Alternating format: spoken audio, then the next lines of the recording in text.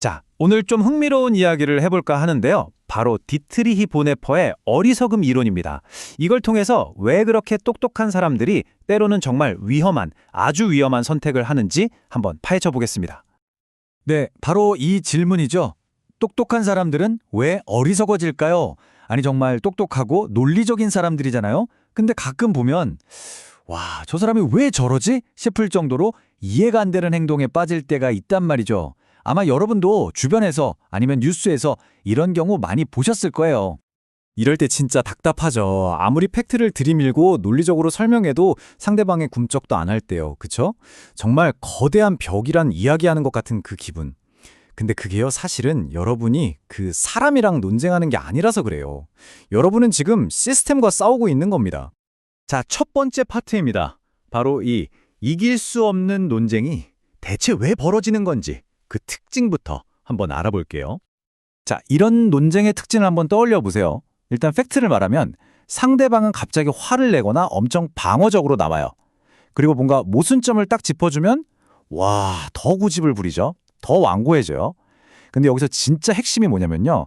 그 사람들이 여러 번 말을 이해를 못해서 그러는 게 아니라는 거예요. 그게 아니라 이해할 여유가 없는 겁니다. 왜냐? 그걸 인정하는 순간 자기가 믿고 있던 세계관 전체가 와르르 무너져 내릴 것 같으니까요. 그걸 감당할 수가 없는 거죠. 자, 두 번째 파트, 역사로부터의 경고입니다.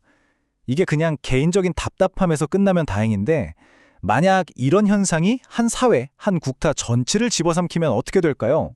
상상만 해도 끔찍하죠. 바로 이 질문에 정말 목숨을 걸고 답을 찾으려고 했던 사람이 있습니다. 그 해답은 놀랍게도 나치에 의해 처형된 한 신학자에게서 나옵니다. 바로 디트리히 보네퍼. 근데 이 사람이요, 그냥 평범한 신학자가 아니었어요. 히틀러 암살 계획에 가담했던 저항 운동가고 심지어 나치 군 정보기관에서 활동한 이중 스파이였습니다. 그러니까 그의 통찰력은 그냥 책상에서 나온 게 아니라 정말 목숨을 건 경험 그 자체에서 나온 거죠.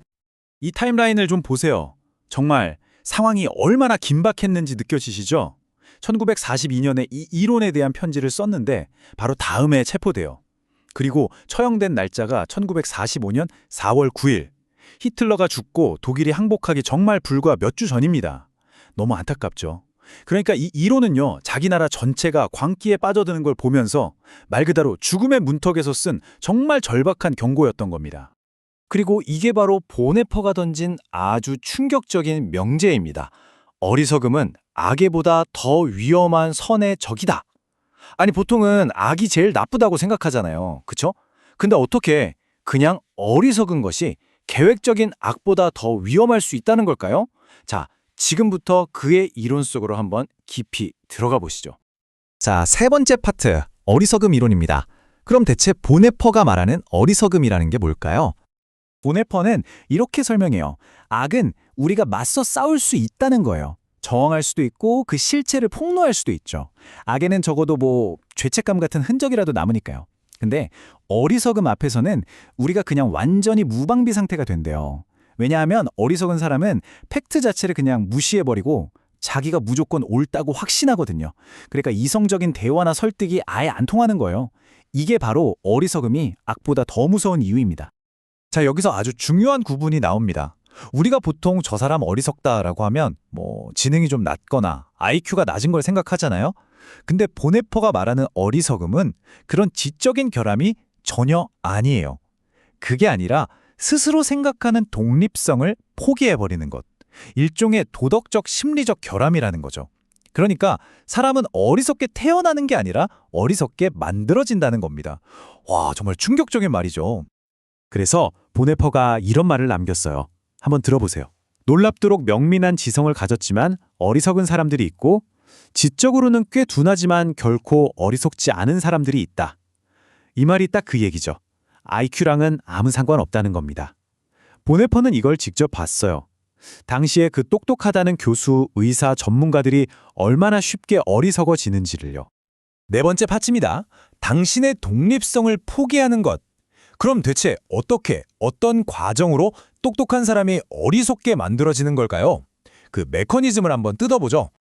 그 과정은 대충 이렇습니다. 먼저 어떤 아주 강력한 힘이 등장해요. 뭐 정치 세력일 수도 있고 사회 운동일 수도 있고 종교일 수도 있겠죠. 그리고 이 힘이 사람들에게 정말 뿌리치기 힘든 걸 제공합니다. 그게 뭐냐면 확실성, 소속감, 정체성이에요. 우리가 답을 줄게, 넌 우리 편이야 하는 거죠. 그리고 그 달콤한 대가로 사람들은 가장 중요한 걸 내어줍니다. 바로 스스로 생각하는 내면의 독립성이죠. 그때부터 질문을 멈추고 그냥 따르기 시작하는 겁니다. 이렇게 되면 정말 끔찍한 결과가 나타납니다. 그 사람은 더 이상 독립적으로 생각하는 개인이 아니에요. 그냥 어떤 이데올로기를 담는 그릇, 슬로건과 구호를 앵무새처럼 반복하는 도구가 되어버리는 거죠. 그래서 우리가 아까 말했던 그 이길 수 없는 논쟁을 할 때 사실 우리는 사람을 상대하는 게 아니라 그 사람의 뇌를 완전히 장악해버린 그 이데올로기 자체와 싸우고 있었던 겁니다. 그리고 보네퍼는 여기서 아주 중요한 지적을 해요. 이 어리석음이라는 게 그냥 개인의 문제가 아니라는 거예요. 이건 본질적으로 사회적인 문제, 다시 말해 집단 현상이라는 겁니다. 그래서 아이러니하게도요, 혼자 고독하게 있는 사람보다 무리에 섞이고 싶어하는 사교적인 사람일수록 이 위험에 훨씬 더 취약하다는 거죠. 네, 바로 이겁니다. 한쪽의 권력은 다른 쪽의 어리석음을 필요로 한다. 이게 본질이에요. 권력을 진 쪽과 스스로 생각하기를 포기한 쪽은 서로가 꼭 필요한 일종의 공생관계인 거죠. 생각해보세요. 모든 독재 정권, 모든 광적인 집단은요, 사람들이 스스로 생각하는 걸 멈출 때, 바로 그때 성공합니다. 자, 그럼 마지막 파트입니다. 유일한 탈출구. 이 끔찍한 굴레에서 그럼 벗어날 방법이 있기는 한 걸까요?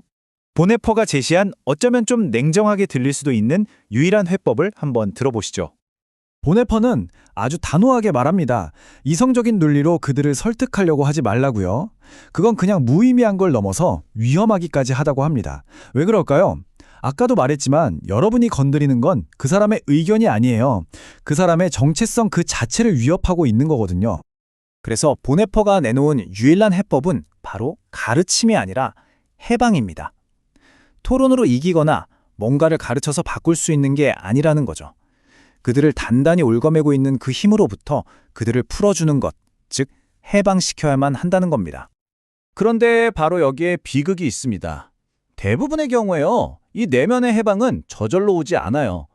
그들을 억압하던 외부의 권력, 그 시스템이 먼저 무너져야만 비로소 찾아온다는 겁니다. 그러니까 외부에서 어떤 거대한 충격이 와서 그 시스템이 붕괴되고 나서야 사람들은 비로소 긴 잠에서 깨어날 수 있다는 거죠. 참 씁쓸하죠? 보네퍼가 이 말을 한 게 거의 80년 전인데, 와, 지금 우리 시대에 더 크게 와닿지 않나요? 오늘날 우리를 올가매는 권력 구조는 뭘까요? 바로 소셜미디어의 알고리즘, 나랑 똑같은 생각만 보여주는 반향실 효과, 그리고 좌우를 떠나서 우리에게 완전한 충성을 요구하는 그런 이데올로기들, 바로 이런 것들이죠. 너무나 많은 똑똑한 사람들이 이런 것들 속에서 그 달콤한 확실성과 소속감을 얻으려고 스스로 생각하는 힘을 포기하고 있습니다. 결국 보네퍼의 이론을 따라가다 보면 진정한 지능이 뭔지 다시 생각하게 돼요. 그건 모든 답을 다 알고 있는 게 아니에요. 오히려 그 반대죠. 내가 틀릴 수도 있다고 생각하면서 끊임없이 질문하는 태도. 그리고 집단이 주는 그 편안함에 안주하는 대신 때로는 혼자 설 수 있는 용기. 어쩌면 이게 진짜 지능이 아닐까요? 오늘날 우리에게 정말로 필요한 건 어쩌면 지식보다도 바로 그 용기일 겁니다. 당신은 어떻습니까?